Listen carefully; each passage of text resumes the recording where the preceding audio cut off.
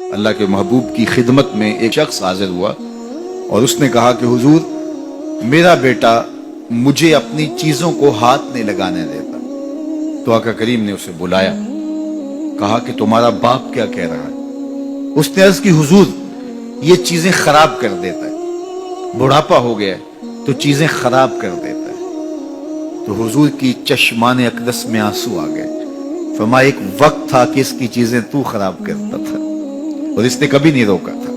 تو حضور نے ایک تاریخ ساز جملہ ارشاد فرمایا، انتا و مالو کا لے ابی کا، تو بھی اور تیرا مال بھی تیرے باپ کا ہے، وہ جو چاہے کرے تو اس کو روک نہیں سکتا۔ لیکن اولادیں جب سمجھدار ہونے لگے تو وہ والدین کو دقیانوس سمجھتی، وہ والدین کو اولڈ فیشن سمجھ لیتی،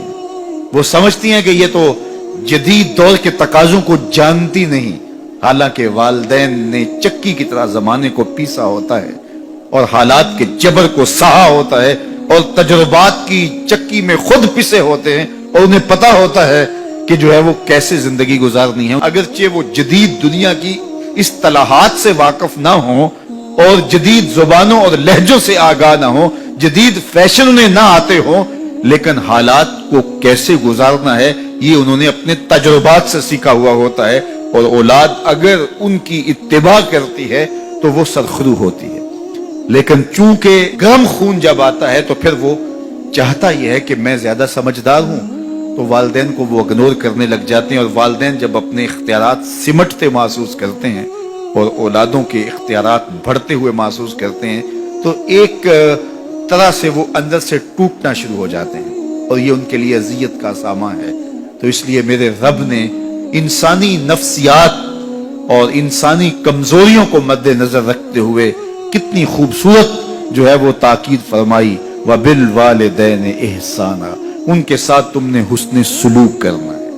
تمہارے رویے خوبصورت ہوں، بلکہ فرمایا تم نے ان کے سامنے اف بھی نہیں کہنا۔ کلمہ تعفیف کیا ہے؟ اف بھی نہیں کہنا۔ تو کہتے ہیں کہ آپ کے ہاتھ پر، بدن پر، لباس پر، کسی جگہ پر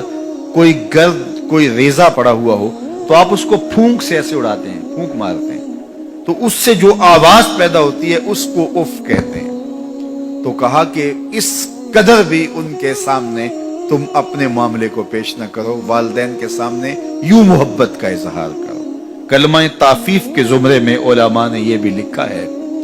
کہ ہر وہ رویہ جو ماں باپ کے لیے اذیت کا سبب ہو، ہر وہ کام جو والدین کے لیے اذیت کا سبب ہو،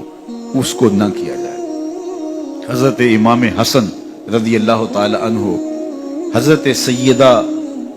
فاطمہ الزہرا رضی اللہ تعالی عنہ کے ساتھ کھانا نہیں کھاتے تھے۔ ایک دن انہوں نے کہا بیٹا میری آرزو ہے کہ تم میرے ساتھ کھانا کھاؤ، لیکن میں دیکھتی ہوں کہ تم میرے ساتھ کھانا نہیں لیتے ہو۔ تو عرض کی امی جان میں اس ڈر سے آپ کے ساتھ کھانا نہیں لیتا کہ کسی لقمے کی طرف آپ کی نظر بڑھ گئی ہو اور آپ کا ہاتھ ابھی نہیں بڑھا اور میں پہلے اس لقمے کو اٹھا لوں جس کی طرف آپ کی نگاہ سبقت لے گئی ہے، اور آپ ماں ہونے کی وجہ سے مجھے نہ روکیں۔ وہ ایک فلسفی کہتا ہے مجھے ماں کی محبت کا صحیح اندازہ اس دن ہوا جب سیب 4 تھے اور ہم 5 تھے۔ ماں نے کہا میں تو سیب پسند ہی نہیں کرتی، یہ ماؤں کے روپ ہوتے ہیں، یہ ماؤں کے پیار کا رنگ ہوتا ہے۔ تو کہا کوئی لقمہ اچھا ہو اور آپ کی نظر بڑھ گئی ہو